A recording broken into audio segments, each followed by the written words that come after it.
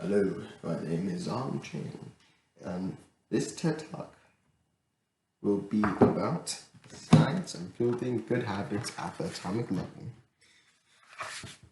Have you ever tried your hand at cooking, working out, or maybe like reading more or writing a book? If you have, you understand the struggles of the process of going through the motion of that. Like, if you're working out, you feel unmotivated. If you're cooking, you feel tired of washing dishes. If you're writing, you feel you don't have any ideas coming to you. If you have experienced those kind of things, don't fear, because at some point everyone will go through that kind of thing. Because like, let's be real. The forming of a habit, let's say losing weight, is really difficult when there's a jar of cookie on the table, or when your friend asks you, "Hey, do you want to go out to eat?" Or if you're going, let's say, to a wedding and food. But everything aside about what you know about the forming of habits, because building habits are much more than saying today I do this kind of stuff, tomorrow I do this, and repeat and repeat and repeat. There's more sense to going into that,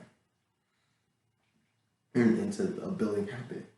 And this TED Talk won't be your traditional TED Talk, because this TED Talk is from this TED Talk is about a book that I have read called Atomic Habits by James Clear. Let me show you right here. And so basically, I'll be quoting, I'll be paraphrasing, and I'll be getting all my information from this book. And I suggest you to go read this book because it is a really amazing read with really cool and engaging stories. And I think you gain a lot from reading this book as it has helped me. Okay, Atomic Habits, Chapter 1. Building small habits can compound into huger gains over time. If you get like better at 1% every day, you'll be 30 times better at the end of this year. Well, you may ask yourself, well, how do you get to that value? And I'd say, and the point where you get to that value is, let's say on the first day, you gain 1% better. And so you'll be carrying 101% to the next day. You'll be getting 1% better, right? So 1% of 110% is one. The point is that it just keeps compounding up into higher and higher. That's how James Clear, I figure, 30 times better. Good habits can build you up just as easily as bad habits can build you down. Despite how long it may take for results to appear. And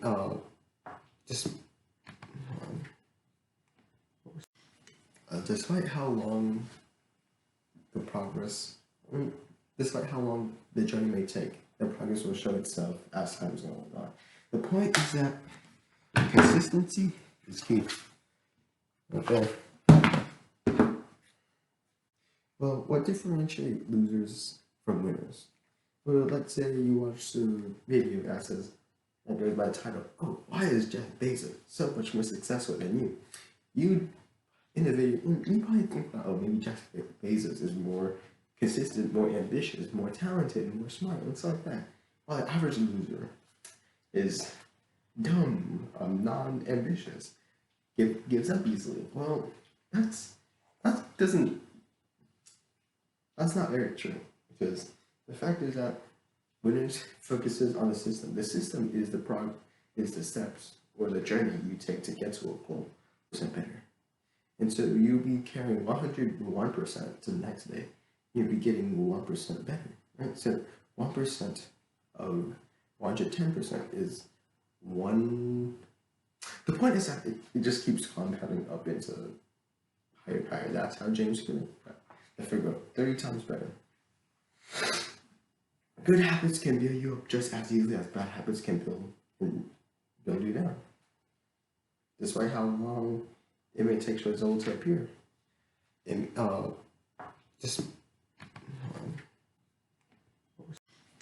despite how long the progress, despite how long the journey may take, the progress will show itself as time goes on. The point is that consistency is key. Okay. Well, what differentiates losers from winners? Well, let's say you watch a video that says, that goes by the title, "Oh, why is Jeff Bezos so much more successful than you?" You, in the video, you probably think, oh, maybe Jeff Bezos is more consistent, more ambitious, more talented, more smart. It's like that. While the average loser is dumb, non-ambitious, gives up easily. Well, that's that doesn't that's not very true, because the fact is that when it focuses on the system is is the steps or the journey you take to get to a goal. Let's say I want to drink water every day. A successful person will go through the process of drinking water every day. While like an average Joe or average loser would be like, oh, this is my goal, I'll get to it. Yeah. Well, losers, they enjoy the process and they keep going at it. Well, like I said, losers, they just be like, oh, they just jump straight to it. So that makes sense. A plan is temporary while systems are permanent. It fuels you even after the goal is met. Winners focus on getting to the destination while losers focuses on the plan. How to shape your habits. How to shape your habits, your identity. Chapter 2. To effectively change your habits, you should focus on your identity rather than the goal.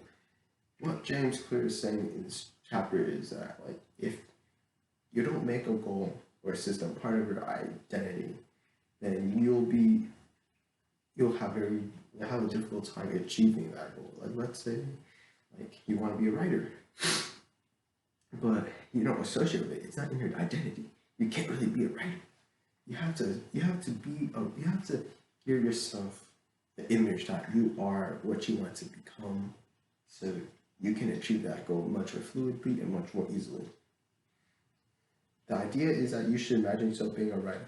The most effective way to change your habit is not to focus on what you want to achieve or who you wish to become. So whenever you want to change your habit, you must change your identity to align with your habit. How to build better habits in 4 simple steps. Chapter 3. We humans naturally crave dopamine whenever we eat a piece of candy. We get dopamine, right? So we get dopamine from something we do. And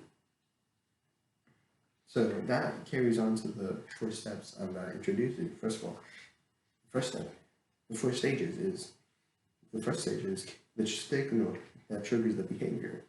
So let's say you have maybe a sock on your table. You have the natural urge to get the sock and throw it somewhere else, right? Because it's ugly. That's the signal that triggers the behavior. The desire that motivates you. Like I said, use that example. The desire would be that, oh, it's the sock is up in an eyesore being on a table. So usually in response is a happy reaction you take in response. In that case, it'll just be you removing the sock. The reward is the dopamine after. So after you remove the sock, you'll be like, oh, looks much nicer. That's gonna be the dopamine hit.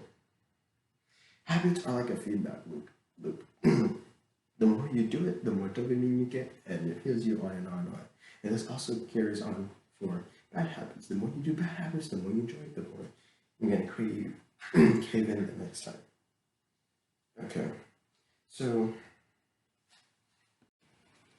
in the words of James Clear, we can use this to our advantage to get habits that can make we need to make the habits obvious, make it attractive, make it easy, and make it enjoyable. Chapter 4, a man who didn't look right. Many people, like in a profession, when they have been in that profession for many years, they notice small details. Like, let's say, actually, I'm gonna get into the story first. So there was this woman who was at a wedding, and she was an ER nurse. She met people who got strokes and heart attacks, and she saw this man who she claimed didn't look right. And well, that's because of her experience in working in an ER. And so she told him, hey, you don't look right. And guess what? After like a while, he had a heart attack. That's because there was a cue that triggered her brain into like thinking, oh, this is what's gonna happen next, because she experienced that kind of things so many times before. So that brings us into this. Many people don't realize where their cue comes from, and the cue is what triggers them to like do an action, right? And so many people, when they have a bad habit, they don't realize where their cue is coming from, and they have a really hard time to like engage in that cue or try to like get rid of that bad habit because they don't know where they come from. So it is very important that you observe and see what cues trigger you to do that kind of stuff. Like let's say this is my bed. My obvious cue is to like lay on it, go to sleep, play some games on it, like stuff like that. So you have to engage those kind of cues. Motivation is overrated. The environment often matters more too. That's what goes back into what I was saying, how the environment affects you. Matter of fact, there's 11 million sensory neurons in our body, and 10 of them, 10 million, are just dedicated to our sight.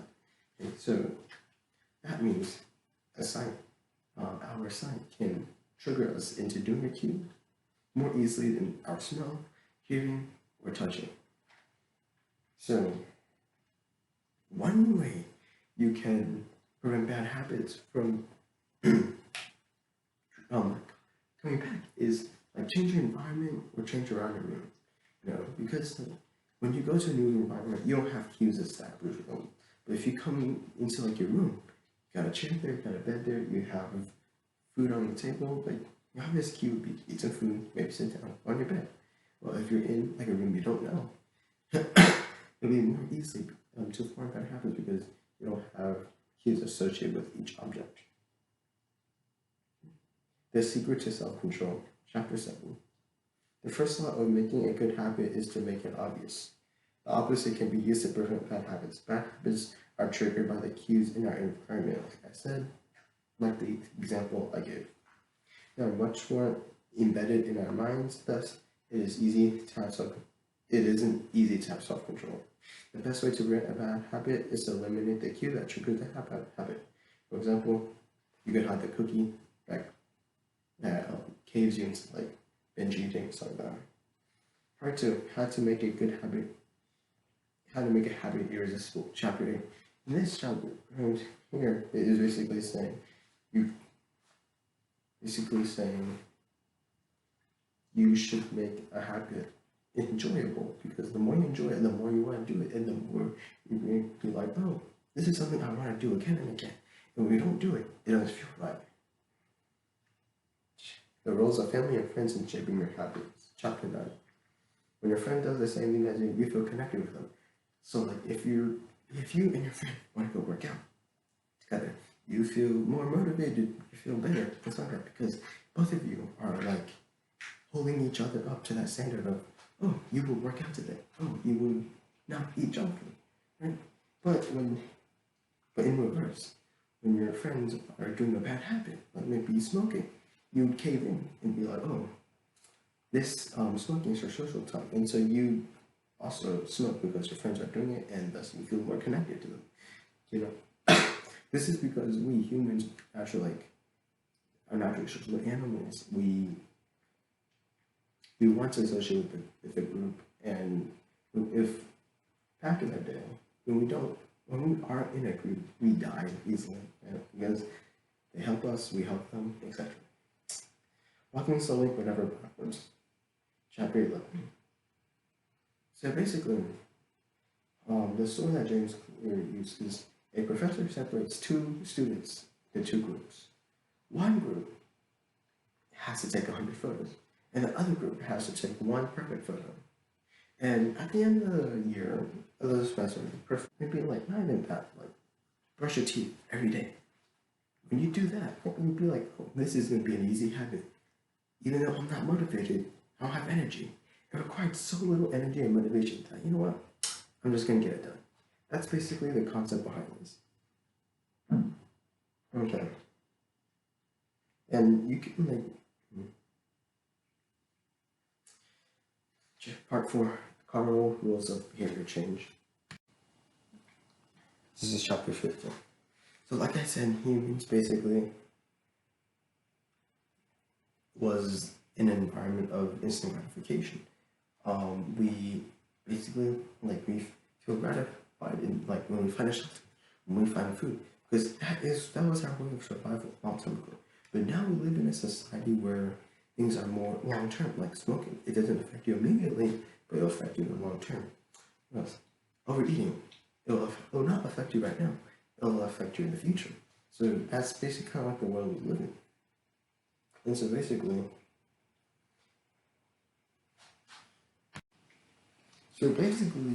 that's something we can't really bypass because it's human nature. So what James Clear is saying, basically, you should make harder tasks like maybe saving money easier.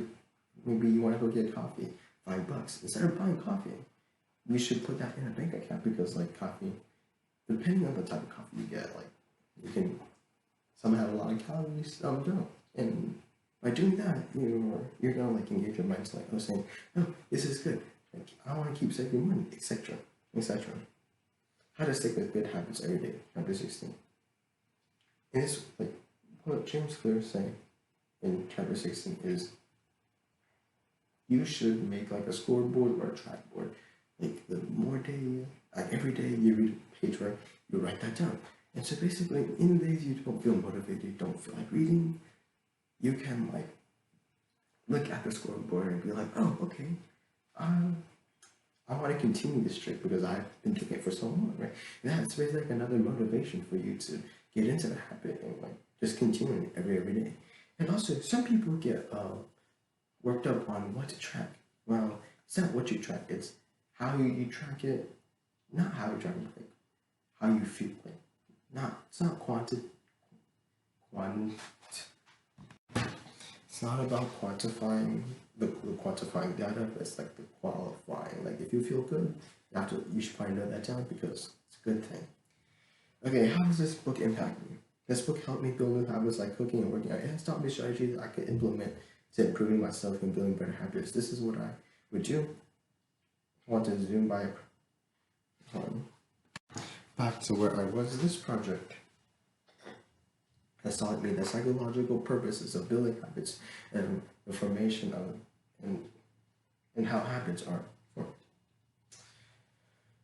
This book is also an interesting read with showing that also contributing to factors that kept me reading because it was interesting and like it was a book with a lot of engaging stories and it's something that you just like kind of want to read and read again. How will this book impact you?